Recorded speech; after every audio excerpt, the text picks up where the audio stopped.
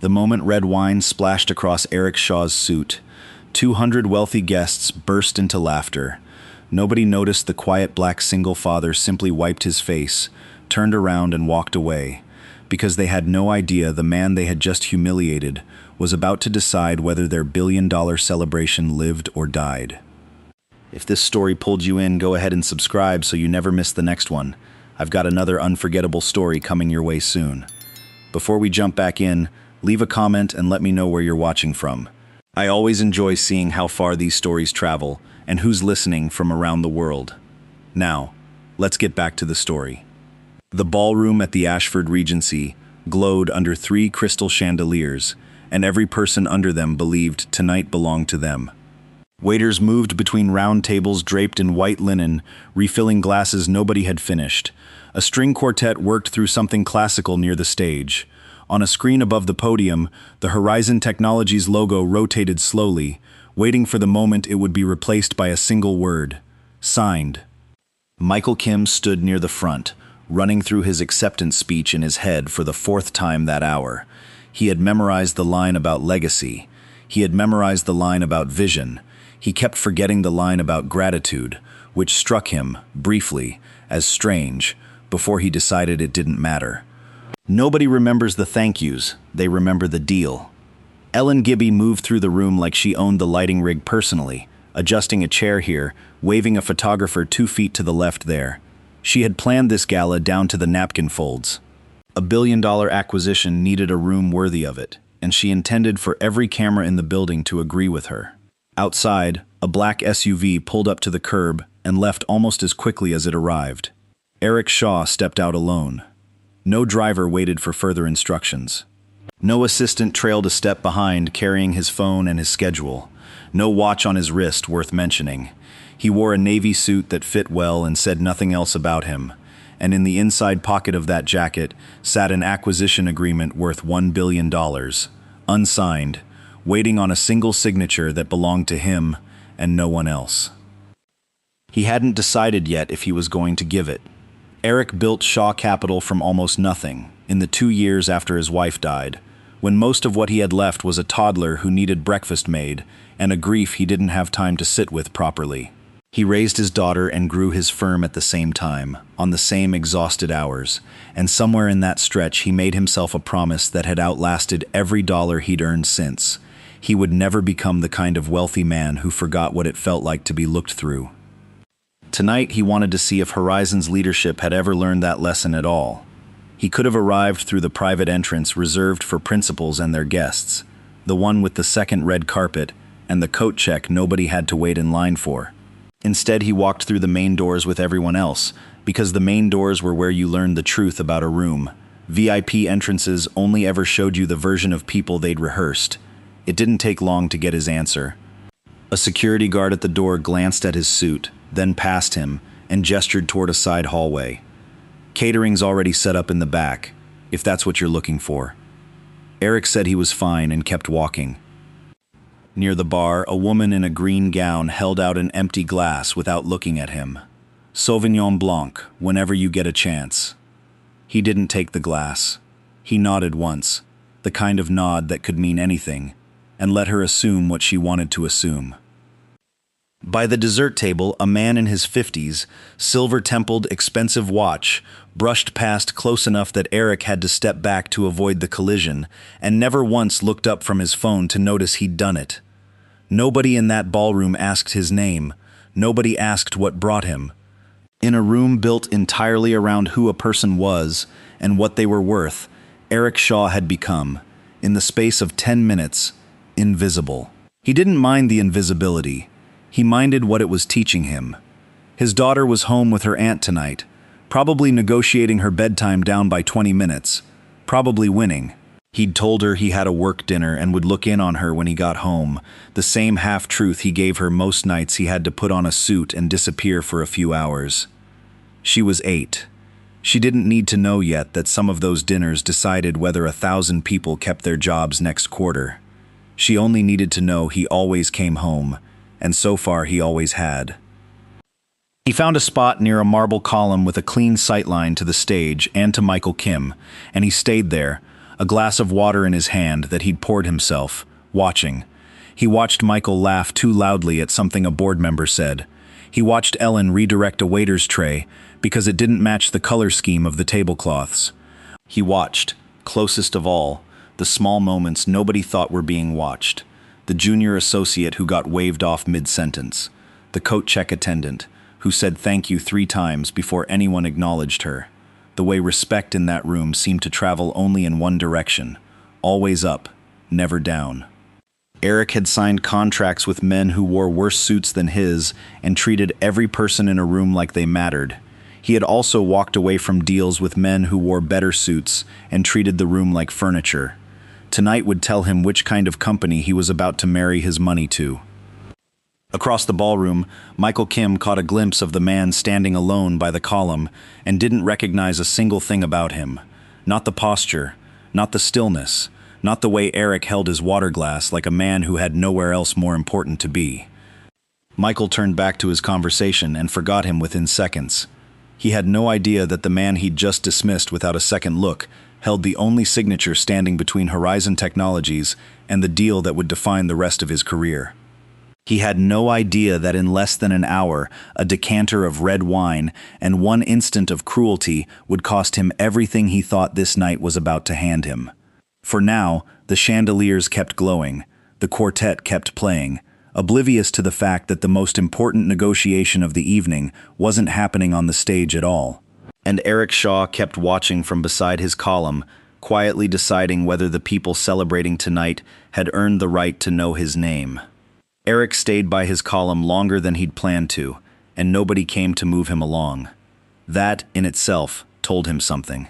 In rooms built for the wealthy, a man left alone for that long either belonged completely or belonged to nobody at all, and he already knew which one the room had decided he was. He started walking again, slower this time, letting the ballroom reveal itself one small transaction at a time. Near the ice sculpture, a server dropped a tray of glasses, and the sound cracked through the string quartet's music like a gunshot. A guest in a tuxedo turned, annoyed, and told the young man he needed to be more careful, loud enough for the tables around them to hear. The server apologized 3 times. Nobody asked if he was hurt. Nobody asked if the floor was slippery, which it was, because Eric had noticed the same wet patch himself 20 minutes earlier and stepped around it without thinking. He noticed things like that. It was a habit from a different life, one where paying attention to small details had once been the difference between making rent and not. Near the far wall, a security guard spoke to an elderly janitor in a tone Eric wouldn't have used on a stranger's dog. The old man had bumped a cart into a folding table, nothing broken, nothing spilled, and the guard told him to watch where he was going, like the man hadn't been doing exactly that his entire shift. The janitor apologized and bent down to gather a stack of napkins that had slid to the floor. Eric crossed the room without fully deciding to, some instinct moving his feet before his mind caught up, and knelt down beside the old man. "Let me get that." The janitor looked up, startled, like he wasn't used to anyone kneeling next to him for any reason. "You don't have to do that, sir." "I know," Eric said, and kept stacking napkins anyway. Nobody photographed the moment. No camera in that ballroom was pointed anywhere but the stage, the ice sculpture, and each other. Eric handed the man the last of the napkins, said something quiet that made the old man almost smile, and walked on before anyone thought to ask why a guest in a navy suit had just done a busboy's job. A young waitress caught his eye a few minutes later, while he waited near the bar for a water he hadn't ordered yet. She was refilling a bread basket 2 tables over and watching him with the particular attention of someone who noticed things nobody else in the room bothered to. "You don't seem like everyone else here," she said, setting the basket down. "Neither do you," Eric said. She laughed, short and surprised, like it had been a while since anyone in that room had said something to her that wasn't an order or a complaint about the bread being cold. He kept moving after that, past the dessert table, past the string quartet, back toward the stage where Michael Kim stood surveying the room like a man inspecting property he already considered sold. Eric watched him straighten a centerpiece that didn't need straightening, then snap his fingers at a passing server to have it move 2 inches to the left instead. Michael had been like this all evening, Eric noticed. A wrinkle in a tablecloth sent him searching for whichever staff member was responsible. A photographer who framed a shot slightly off-center got a curt correction and no thanks afterward. He seemed less like a man celebrating the biggest achievement of his career and more like a man terrified something would go wrong before midnight and ruin the version of tonight he'd already decided to remember. Ellen appeared at Michael's shoulder a moment later, phone in hand, scrolling through photos from earlier in the evening. "This one's good," she said, showing him a shot of the two of them near the stage. "But we need better lighting on the step and repeat. The investors want something they can post." "Fix it," Michael said, not looking at the photo. "Already on it." Ellen tucked the phone away and scanned the room with the flat, appraising look of someone checking inventory. Her eyes moved past table after table, past guest after guest, until they landed, briefly, on the man in the navy suit standing near the edge of the VIP section. She frowned. "Not much, just enough." "Who let catering wander over here?" she asked Michael, tilting her head toward Eric. Michael glanced over, unbothered. "Probably lost. Have someone walk him back." Neither of them moved to do it themselves. That too told Eric everything he needed to know, though he still hadn't decided what he was going to do with what he knew. He thought about the janitors shaking hands as he gathered the napkins. He thought about the waitress who'd noticed him when nobody else had bothered to look twice. He thought about the security guard's voice, the annoyed guest by the ice sculpture, the way respect in this room seemed to flow only toward people who had already proven, through clothes or company or confidence, that they deserved it in advance. He thought, too, about the contract folded inside his jacket pocket and the board members somewhere in this building waiting for his signature like it was already a formality. It wasn't a formality. It had never been a formality.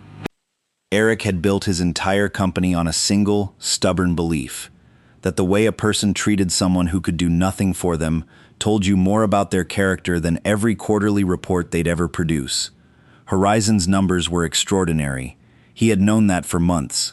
What he hadn't known until tonight was whether the people behind those numbers deserved to be trusted with anything larger than a spreadsheet.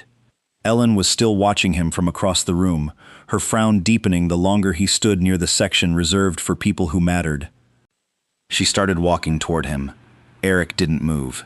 He'd come tonight to see exactly how far this company's leadership would go when they believed no one important was watching, and it was becoming clear he was about to get his answer sooner than he expected. Whatever Ellen intended to say when she reached him, he had a feeling it would tell him everything the spreadsheets never could, and everything the board members waiting on his signature had no idea was already unraveling 20 feet from where they stood.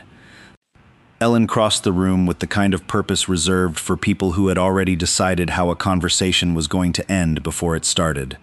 Eric watched her come, unhurried, his water glass still in his hand, and made no move to explain himself or step aside. She stopped a few feet from him, close enough that a handful of nearby guests turned to see what was happening. "Can I help you find something?" Ellen asked, in a voice pitched to Carrie. "I'm fine, thank you," Eric said. "This section is for our principal guests." She glanced at his suit, his shoes, the plain watch on his wrist, and something in her expression settled, the way a person's face settles once they think they've solved a puzzle. "If you're staff, the kitchen's through that door behind the stage." A woman at the nearest table laughed under her breath and leaned toward her husband to say something Eric didn't catch. "I'm not staff," Eric said. "Of course you're not," Ellen said, and the sarcasm in it drew a wider laugh from the small crowd that had begun to gather without quite meaning to. That was what brought Michael over, drawn by the audience Ellen had started collecting. He arrived at her shoulder with the easy stride of a man who considered himself the host of the entire evening, glanced at Eric, then at the small crowd that had formed, and seemed to decide, in the space of a breath, that this was entertainment rather than a problem. "Everything all right here?" Michael asked, though the question wasn't really for Eric. "He wandered into the VIP section," Ellen said. "Won't leave." Michael's mouth curved into something that wasn't quite a smile. "Then maybe he needs a reason to." Something brightened in Ellen's expression at that, the particular brightness of someone who'd just been handed permission instead of an instruction. She looked at Eric a moment longer, at the stillness in his face, the refusal to flinch or apologize or explain, and it seemed to needle her more than any argument could have. "If you wanted a better view of the ceremony," Ellen said, raising her voice another notch, playing to the crowd now more than to him, "you should have stayed after your shift ended, instead of wandering over here in your good suit." "Then call security," Eric said. The calmness in his voice, more than the words themselves, seemed to be the thing that finally decided it for her. She reached for the crystal decanter on the nearest table, the one still half full of the deep red wine that had been poured for the toast nobody had made yet. Michael's eyes lit up, delighted, already reaching for his phone. "Since you like the view so much," Ellen said, "let's give you something to remember it by." She tilted the decanter over Eric's head. The wine came down slow at first, then faster, a dark ribbon splitting across Eric's scalp and running down his forehead, his cheek, the collar of his white shirt, the front of his navy jacket. It kept coming until the decanter was empty and the sound of it hitting fabric had gone from a trickle to a steady, wet patter against the marble floor. For a moment, nobody in that section of the ballroom made a sound. Then someone laughed, a short, disbelieving bark that broke the silence, and it spread from table to table the way laughter does when people aren't sure whether something is funny or awful and decide, together, that it's easier to treat it as funny. Not everyone laughed. A woman near the edge of the crowd pressed a hand to her mouth, not amused, though she said nothing and did nothing either. Phones rose into the air on every side. Dozens of small red lights blinked on at once, recording a moment none of them understood the weight of yet. Eric stood still through all of it. He didn't flinch when the wine hit him. He didn't wipe his face until the decanter was empty, and Ellen had set it back down on the table with a small, satisfied clink. Then, slowly, Eric raised one hand and wiped the wine from his eyes. His suit was ruined. His shirt clung to him, stained through in a wide, dark bloom across his chest. Wine dripped steadily from his chin onto the marble at his feet, and still, he didn't shout. He didn't reach for Ellen. He didn't ask why.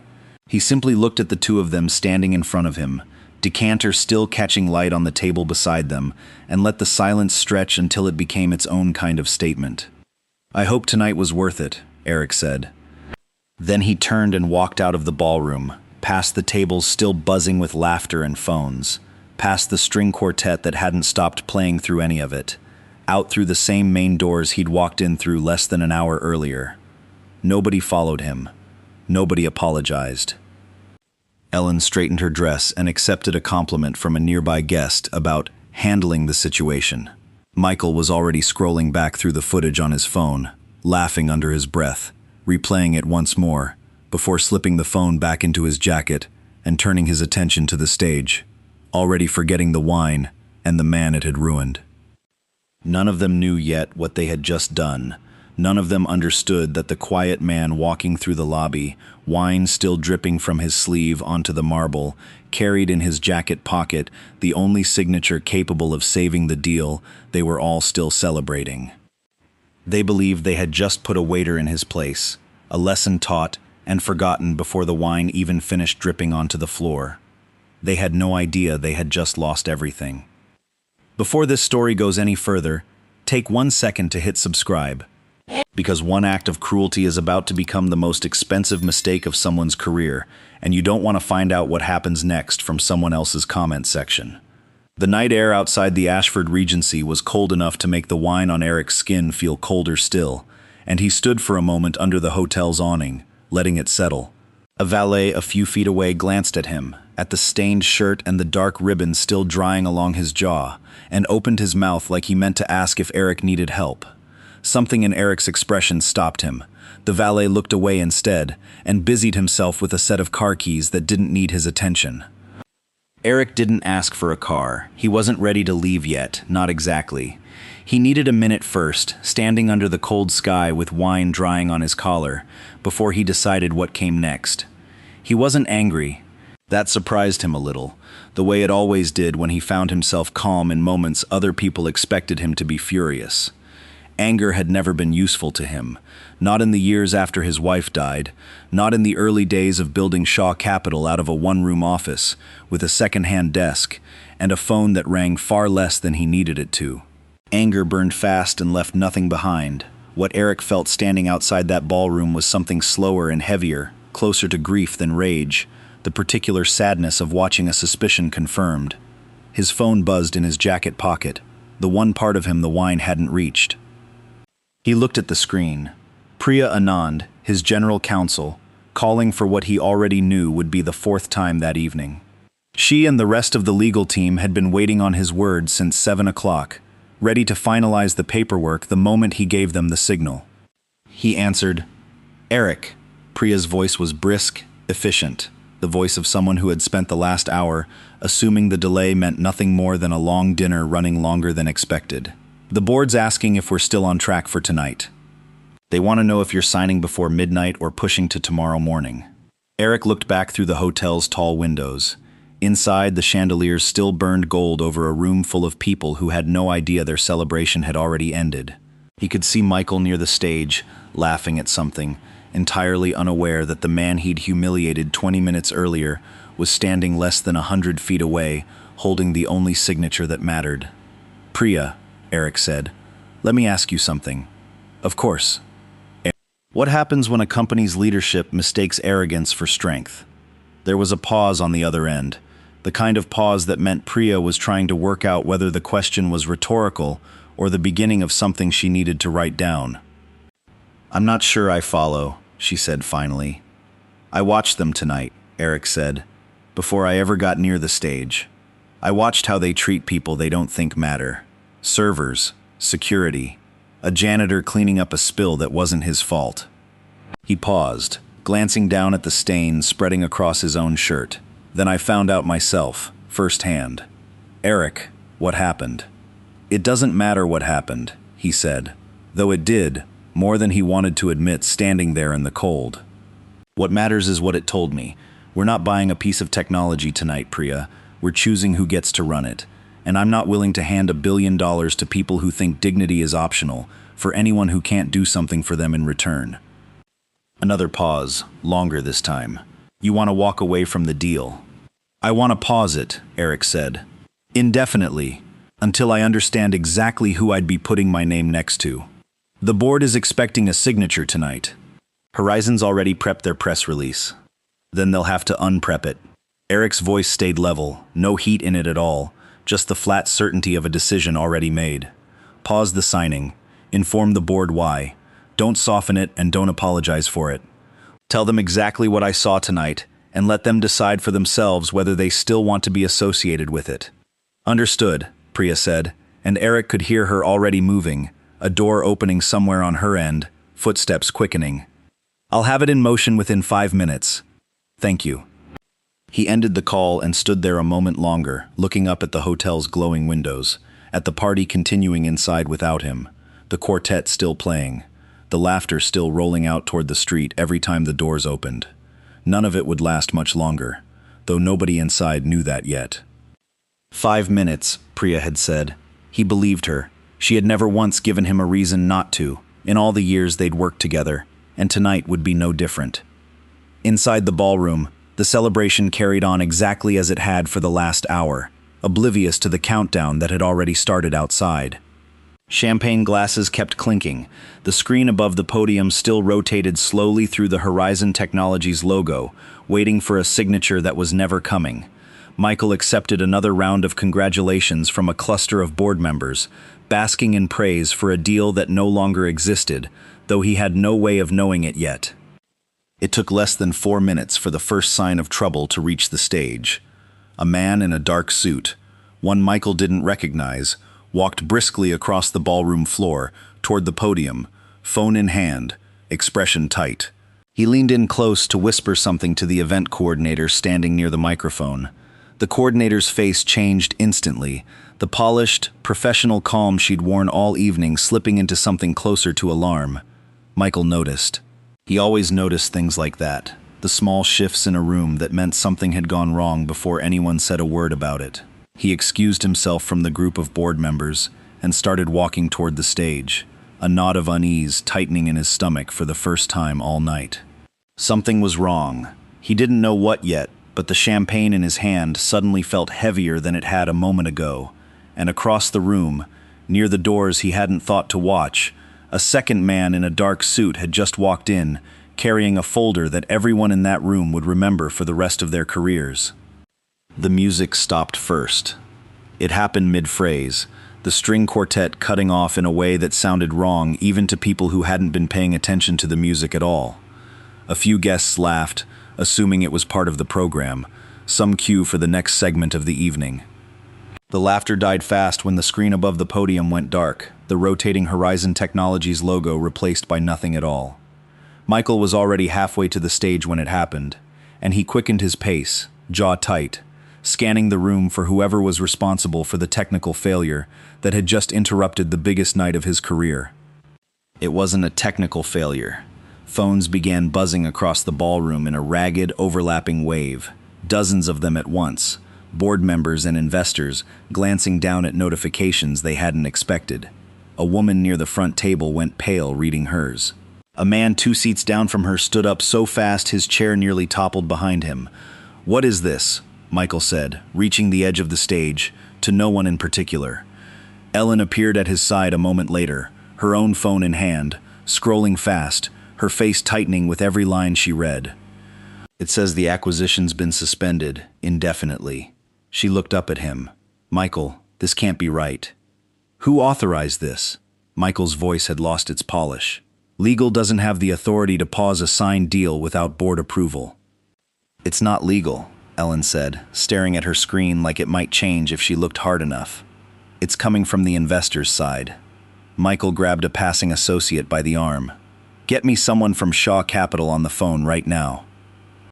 The associate didn't move fast enough to satisfy him, and Michael was already turning away, already searching the crowded ballroom for anyone who could explain what was happening, when the chairman of Horizon's board stepped onto the stage.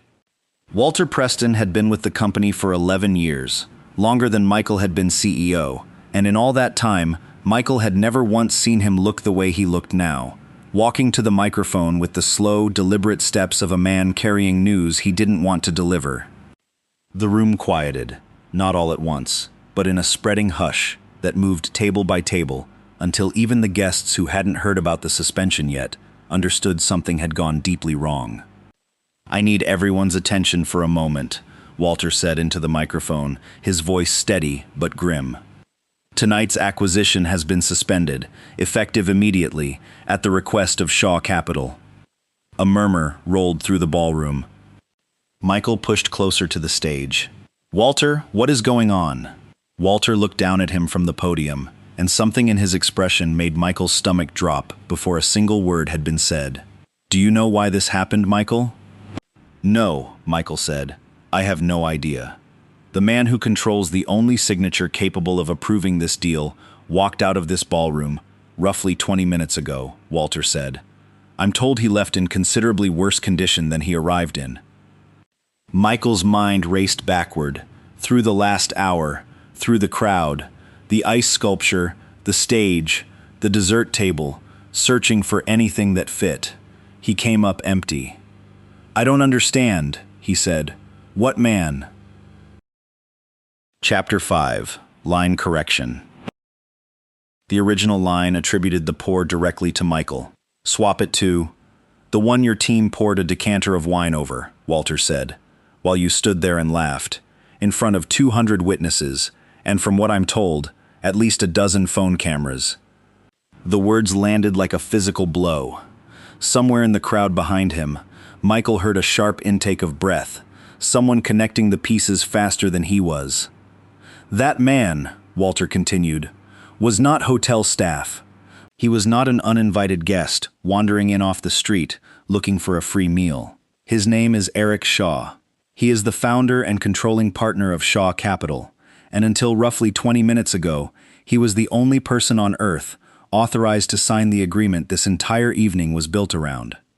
Michael felt the blood leave his face in a way he'd never experienced before, a cold, sinking drain that started somewhere behind his eyes and spread downward through his chest. "Who's Eric Shaw?" he said. though even as the words left his mouth he already knew, with a sick, sliding certainty, exactly who Eric Shaw was. The man you humiliated in front of your board, your investors, and half the financial press in this city, Walter said. The man whose signature would have secured the biggest acquisition in this company's history. Ellen's phone slipped from her hand. It didn't shatter, just clattered against the marble floor and lay there, forgotten, screen still glowing with the headline she'd been reading a moment earlier. "No," she whispered, so quietly that only Michael, standing beside her, heard it. Around them, the room had gone utterly silent, the kind of silence that feels louder than noise. Guests who had laughed 20 minutes earlier, who had raised their phones to film a man they believed was staff being put in his place, now stood frozen with those same phones lowered at their sides, the footage still sitting there in their camera rolls, suddenly radioactive. One by one, hands began lowering. Screens dimmed. Nobody wanted to be the one still holding evidence of what they'd just watched, and laughed at, and done nothing to stop. Walter's voice, when he spoke again, carried none of the diplomatic softness board chairmen usually reserved for moments like this. "You didn't lose a billion-dollar acquisition tonight, Michael," he said. "You convinced a billion-dollar investor he could never trust you with a single dollar of it." Michael stood frozen at the base of the stage, the applause and champagne of an hour ago feeling like it belonged to someone else's life entirely. He turned slowly, scanning the ballroom, the doors Eric had walked through, the marble floor where the wine had pooled and someone had already, quietly, wiped it clean. He had nothing left to say, because there was nothing left to argue. Eric Shaw had never raised his voice, never demanded an apology, never once tried to defend himself, in a room full of people ready to believe the worst of him. He hadn't needed to.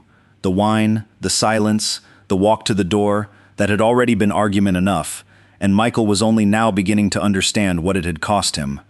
The first video went up 19 minutes after Eric walked out of the ballroom. It wasn't posted by anyone trying to make a statement. A guest 3 tables from where the wine had been poured simply uploaded the clip to her personal account. 31 seconds of shaky footage with the caption, "Did this really just happen?" meant for maybe 200 friends who followed her.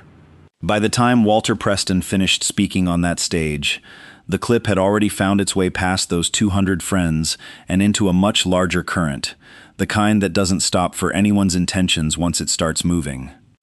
Inside the ballroom, a handful of guests tried, too late, to delete their own recordings.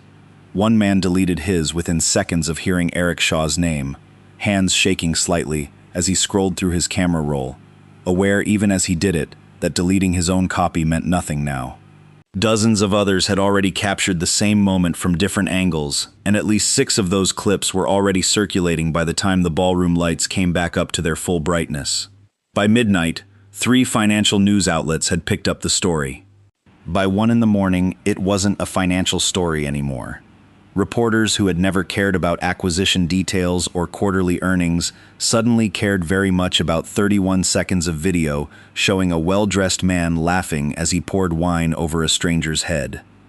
The footage got clipped, reposted, captioned in a dozen languages, set to music by accounts that had nothing to do with Horizon Technologies or private equity or any of the people actually involved. What had happened in that ballroom stopped belonging to the people who'd been there and became, instead, something the entire internet felt entitled to have an opinion about. Analysts weighed in on why the acquisition had collapsed, initially guessing at financing problems or last-minute due diligence concerns, before the real explanation caught up with the speculation and made all of it look foolish by comparison. Business reporters who covered Horizon regularly began making calls, trying to reach anyone at the company willing to comment. Most declined. The ones who did comment mostly made things worse. Nobody could reach Eric. He gave no interviews. He posted nothing. His name trended for most of the night, attached to headlines and hot takes and think pieces written faster than anyone could have properly reported them, and through all of it, Eric Shaw said absolutely nothing publicly. No statement from Shaw Capital. No quote, no comment, not even a spokesperson issuing the standard corporate non-answer companies usually reached for in moments like this. His silence did more damage to Horizon than any statement could have. Without Eric's version of events to argue against, the video became the only story anyone had, and the video needed no additional context to be devastating. People didn't need Eric to explain what had happened. They could see exactly what had happened, replayed from 6 different angles, with Ellen's voice audible in at least 2 of them telling him he should have stayed after his shift. By morning, the questions had shifted from what happened to what it meant. If this is how Horizon's leadership treated a man they assumed had nothing to offer them, people began asking online, how do they treat the people who work for them every day? Former employees started posting their own stories, unprompted, describing years of similar behavior from senior leadership that had never made headlines because nobody outside the company had ever had a reason to care. A junior analyst who'd left the firm 2 years earlier wrote a long post describing being humiliated in a meeting for a mistake that turned out to belong to someone else entirely. It got shared 40,000 times before noon. Clients began emailing Horizon's business development team asking pointed questions about company culture. 2 smaller partners quietly paused ongoing negotiations, citing a need to reassess their alignment with Horizon's values. Language careful enough to avoid legal trouble, but blunt enough that everyone understood exactly what it meant. Inside Horizon's headquarters, the board convened an emergency call before sunrise. Voices on that call split quickly into factions. Some board members wanted Michael gone by the end of the week. Others argued the entire senior leadership team bore responsibility, not Michael alone, and that a single resignation would look like a scapegoat rather than genuine accountability. A few, quieter than the rest, admitted something none of them wanted fully on the record. The culture problem hadn't started that night. It had been building for years, and everyone on that call had known it, and chosen, each time, to look away. The acquisition wasn't the real casualty of the evening. It was only the first one anyone had noticed. Across the city, in a house that would have looked unremarkable to anyone who hadn't spent an evening imagining what a man worth that much money might live in, Eric Shaw let himself in through the front door a little after midnight. The house was quiet. His sister-in-law had put his daughter to bed hours earlier, and a single lamp burned in the kitchen, left on the way it always was on nights he came home late. He stood in the doorway for a moment before going any further, still in the ruined navy suit, wine dried stiff along the collar of his shirt. He didn't turn on the television. He didn't check his phone, though it had been buzzing steadily in his pocket for the last hour, with calls and messages he had no interest in answering that night. He hung his jacket over the back of a kitchen chair, poured himself a glass of water, and sat down at the small table where he and his daughter ate dinner most evenings. The same table, the same chair, unchanged by anything that had happened a few hours earlier across town. For the first time since the wine hit his face, Eric let himself exhale. Whatever the rest of the world was doing with the footage tonight, whatever headlines were forming, whatever Horizon's board was deciding in some conference room he'd never see, none of it belonged in this kitchen. Here, at this table, in this quiet house, none of it mattered nearly as much as the fact that his daughter was asleep upstairs, safe, unaware, and that he had made it home to her exactly the way he'd promised he always would. Morning arrived the way it always did in Eric's house, without any regard for what had happened the night before. He was up before 6, the way he had been most mornings since his daughter was old enough to need breakfast made before school. The kitchen filled with the smell of eggs and toast while the television stayed dark, the radio stayed off, and the phone stayed face down on the counter where he'd left it, still buzzing every few minutes with calls he had no intention of returning yet. Outside that quiet house, the headlines had already taken on a life of their own. Every major financial outlet had run some version of the same story by sunrise, though the framing had shifted overnight from confusion to something closer to indictment. One headline asked, plainly, whether a company that humiliated strangers in public could be trusted with anyone's money. Another ran the 31-second video alongside a timeline of Horizon's stock movement, the 2 lines on the chart tracking each other so closely that no caption was really necessary. Employees who had never spoken publicly about their time at Horizon began doing exactly that, in long, unguarded posts that read less like corporate criticism and more like relief. A former operations manager described 3 years of being talked over in meetings by executives who never once learned her name. A junior associate described watching a colleague get blamed publicly for a mistake that belonged to someone 2 levels above him. None of these stories were new, exactly. What was new was that people were finally listening. 2 of Horizon's longtime clients suspended active negotiations before 10 in the morning, citing a need to complete an internal review before proceeding further. A major institutional investor quietly withdrew from a separate deal entirely unrelated to the Shaw Capital acquisition, unwilling to have its name associated with the headlines circulating that week. Smaller partners followed within hours, each one citing language careful enough to avoid legal trouble. None of it was catastrophic on its own. All of it together painted a picture that Horizon's board had no easy way to erase. None of that reached Eric's kitchen table. His daughter came downstairs at 7:15, hair still messy from sleep, backpack already slung over one shoulder because she liked to be ready before he called for her.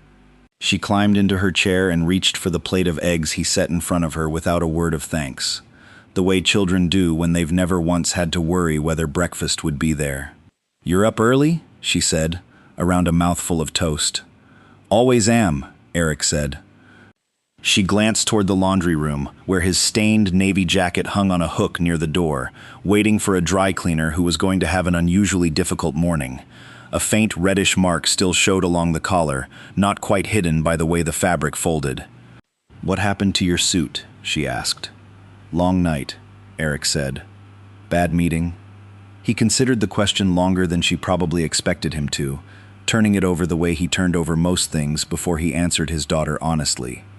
Bad wasn't quite the right word for what had happened, though it wasn't entirely wrong either. "Very educational," he said finally. She laughed, the easy laugh of an 8-year-old who had no idea how true that answer really was, and went back to her eggs without pressing further. He drove her to school himself that morning instead of letting the usual car service take her, wanting the ordinary 20 minutes of traffic and radio static, and her narrating the plot of whatever show she'd been watching, uninterrupted by anything happening 200 miles of headlines away from either of them. He walked her to the door of her classroom, the way he did most mornings when his schedule allowed it, and watched her disappear inside before turning back toward the car. For those 20 minutes, at least, he had managed to exist entirely outside the story the rest of the country was telling about him. No headlines followed him into that hallway. No reporters waited by the crosswalk. Just a line of parents saying goodbye to their kids, the same as any other Tuesday. He couldn't stay outside it forever. Across the city, in a penthouse that had once felt like proof of everything Michael Kim had built, morning had come without any sleep attached to it. Michael sat at the edge of his bed, still in yesterday's shirt, scrolling through headline after headline with the particular exhaustion of a man watching his own name get dismantled in real time. Every refresh brought something worse than the last. A new outlet, a new angle, a new stranger online explaining exactly what kind of person they now believed him to be. Ellen had been awake even longer than he had, pacing the length of the living room with her phone pressed to her ear, working through a list of public relations contacts who all seemed to be giving her some version of the same discouraging answer. One had already suggested, gently, that she consider whether representing Horizon publicly this week was even wise. "There's still a version of this we can fix," she said, dropping onto the couch across from him, her voice carrying more conviction than her face did. "We apologize. Publicly, sincerely, before this gets any further ahead of us." Michael didn't answer right away. He kept scrolling, kept reading his own name attached to words like arrogance and entitlement and culture problem, words he had never once expected to see describing him. "He won't take our calls," Michael said eventually. "Legal's tried 3 times already." "Then we don't call," Ellen said. "We go to him, in person, today." Michael set the phone down for the first time in an hour and looked at her, some fragile, desperate hope surfacing in his expression that hadn't been there a moment earlier. "You think that'll matter to him?" "I think it's the only thing left that might," Ellen said. Michael sat with that for a long moment, the weight of everything he stood to lose settling more fully over him with each passing second. Finally, he nodded, more out of desperation than conviction. "We're going to apologize," he said. Neither of them yet understood that some apologies arrive too late to change anything at all, no matter how sincerely they're offered, or how much money sits behind them. A little girl just asked her father if he had a bad meeting, and he lied to protect her from what really happened. If that got to you even a little, don't let this be the story you forget to finish. Subscribe before you go. Michael had imagined a dozen versions of Eric Shaw's house on the drive over, and every single one of them was wrong. He pictured a gated estate somewhere north of the city, tall hedges trimmed into perfect lines, a private drive winding past a fountain toward a house with more square footage than most people saw in a lifetime. Ellen had pictured something similar, mentioning at one point that she hoped there'd be somewhere appropriate to park among what she assumed would be a rotating fleet of luxury cars. The GPS had other plans. It guided them off the highway and through a series of increasingly ordinary streets, past a strip mall, an elementary school, a park with a rusted swing set that had clearly seen 30 summers of use. Michael kept glancing at the address on his phone, certain there had been some mistake, some transposed digit that had sent them somewhere entirely wrong. He even asked Ellen to double-check the address against the one Legal had sent over the night before, half expecting to find a typo that would explain the increasingly modest neighborhood scrolling past his window. There hadn't been a mistake. The GPS finally directed them onto a quiet residential street lined with modest single-family homes, the kind with small front lawns and basketball hoops mounted over garage doors, and minivans parked in driveways instead of anything that cost more than the house itself. Kids rode bicycles along the sidewalk in loose, wobbling loops. A woman 2 houses down was watering a row of tomato plants along her fence line. Michael pulled the car to a stop in front of a house that looked exactly like every other house on the block. Pale blue siding, a small covered porch, a single potted plant near the front door that someone clearly tended with more care than the house itself needed. "This can't be right," Ellen said, staring through the windshield. "It's the address," Michael said, though he understood her disbelief completely, because he was feeling the exact same thing. They sat in the car for a moment longer than necessary, neither of them quite ready to get out, both of them recalibrating everything they'd assumed about the man they'd come to see. A boy on a bicycle slowed as he passed, glancing at their car with the mild curiosity kids reserve for anything unfamiliar on their street, then kept pedaling toward a group of friends gathered near the corner. An older woman appeared on the porch of the house next door, watering can in hand, watching them with the particular attentiveness of someone who noticed every unfamiliar car on her block. "Can I help you two find something?" she called out. Michael got out of the car, grateful, in a strange way, for a distraction from his own thoughts. "We're looking for Eric Shaw." Something in the woman's expression warmed instantly. "Eric's right there. Best man on this street, honestly." She set down her watering can and stepped closer to the porch railing. "You friends of his?" "Something like that," Ellen said, joining Michael on the sidewalk. "He coaches the kids' league on Saturdays," the woman continued, apparently glad for the conversation. "Every single Saturday, rain or shine, since his daughter was old enough to play. My grandson's on his team. Wouldn't trade that man's coaching for anything, and I say that as someone whose own son played travel ball for years." Michael nodded, unsure what to say to that, unsure what he'd expected to feel standing on this ordinary street listening to an ordinary neighbor describe an ordinary Saturday morning that belonged to a man he'd humiliated in front of 200 people less than 18 hours earlier.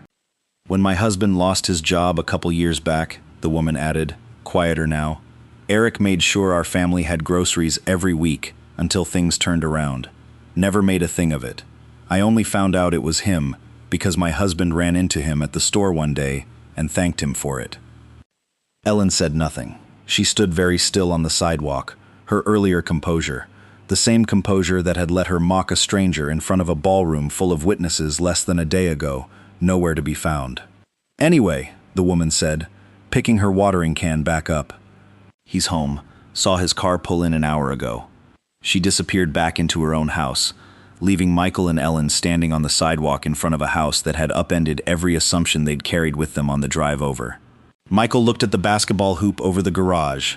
The child's bicycle leaned against the porch steps, the small, unremarkable evidence of an entirely unremarkable life, belonging to a man who could have ended their entire company with a single signature, and instead chose, apparently, to spend his Saturdays coaching a neighborhood kids' league. "He's a billionaire," Ellen said quietly, almost to herself, glancing again at the basketball hoop, the modest porch, the ordinary street stretching out in both directions. Why does he live like this? Michael didn't have an answer. He was beginning to suspect the answer was the entire point, though he couldn't yet put words to exactly why that thought unsettled him as much as it did. They walked up the front path together, past the potted plant, past the small welcome mat worn soft at the edges from years of use. Michael raised his hand to knock, hesitated for just a moment, and then knocked twice. The door opened before the sound of his knuckles had fully faded. Eric stood in the doorway, in jeans and a plain gray sweater, none of the polish or navy tailoring from the night before, and none of the wine either. His expression carried no surprise at all, no confusion about who might be standing on his porch on a Tuesday morning. He looked at Michael, then at Ellen, with the calm, unhurried patience of a man who had known this visit was coming before either of them had decided to make it. "I wondered how long it would take you," Eric said. Neither Michael nor Ellen found words right away, standing there on a stranger's porch in a neighborhood that had already told them more about the man they'd come to apologize to than either of them had managed to learn about him in the entire year they'd spent negotiating his money, or the 18 hours since they'd learned his name at all. Eric stepped back from the doorway, not quite an invitation, more an acknowledgement that whatever was about to happen shouldn't happen standing on the porch where the neighbors could hear it.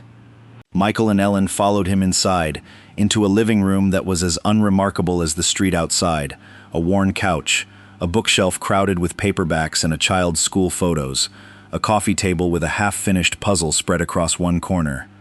A drawing taped to the refrigerator visible through the kitchen doorway showed a stick-figure family standing under a stick-figure son, signed in careful crayon letters near the bottom. Nobody sat down. "Eric," Michael started, and then stopped, because he realized halfway through the sentence that he didn't actually know how to finish it. He had rehearsed this apology twice in the car, and both versions had evaporated the moment he stood in this small living room with the man he'd humiliated less than a day earlier. He tried again. What happened at the gala was inexcusable. "I let my ego get the better of me, and Ellen and I both judged you before we knew a single thing about who you were. I'm sorry. Genuinely." Ellen nodded beside him, her eyes already glassy. "We both are. We should have asked your name before we ever assumed anything else about you." Eric listened without interrupting, arms loosely crossed, his expression giving away nothing about which direction this conversation was headed. He let the silence stretch after they finished, long enough that Michael felt the urge to fill it again. "We'd like to move forward," Michael said.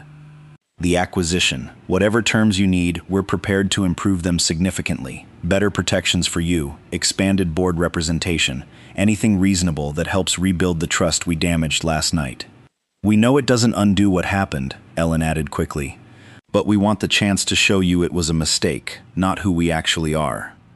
Eric let another silence settle before he finally spoke. "Let me ask you both something," he said.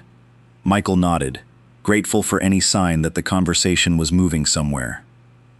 "If I had actually been the man you assumed I was last night," Eric said, "a waiter who wandered somewhere he shouldn't have, no company, no signature, nothing you needed from me at all, would either of you be standing in my living room this morning?"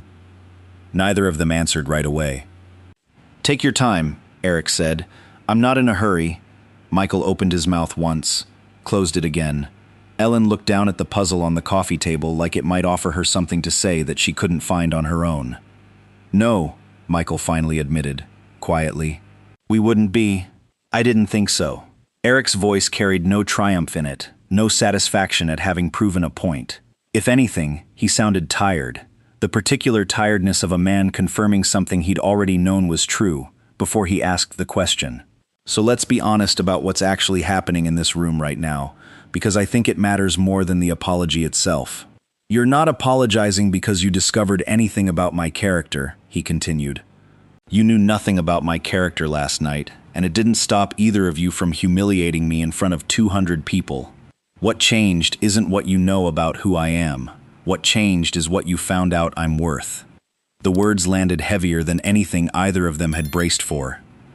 Michael lowered his head, unable to hold Eric's gaze any longer. Ellen's composure finally broke entirely, tears sliding down her face without any attempt to hide them, her earlier confidence from the drive over completely gone. "That's not fair," Ellen said, though her voice had none of the sharpness it carried the night before. "We would never have treated you that way if we'd known who you were." "I understand that," Eric said. "That's exactly the problem." He walked to the window, looking out at the quiet street where the same boy from earlier was still riding loops on his bicycle, oblivious to what was happening inside the house he passed. "A partnership isn't a contract," Eric said, still facing the window. "Contracts protect you from people breaking their word. Partnerships require something contracts can't manufacture, which is trust that a person will treat you decently even when there's nothing in it for them. I watched you both last night, before either of you knew who I was. I watched how you treated a janitor, a waitress, a security guard doing his job. That told me everything I needed to know about what kind of partners you'd be, long before the wine ever got involved. Money can rebuild a lot of things. It's never once rebuilt something like that." "So, there's nothing we can do," Michael said. It wasn't quite a question. Eric turned back to face them both. "I'm not interested in punishing either of you. What happened last night cost your company plenty, and I imagine it'll keep costing you for a while yet. And none of that was ever the point for me. I didn't suspend that deal to hurt you. I suspended it because I couldn't in good conscience hand $1 billion to people who treat dignity as something you extend selectively, depending on what you think a person can do for you. The acquisition stays suspended," Eric said. "Not as punishment, as principle."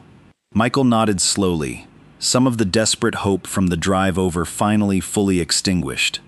There was nothing left to negotiate, no improved terms or expanded protections that could touch the actual reason the deal had ended.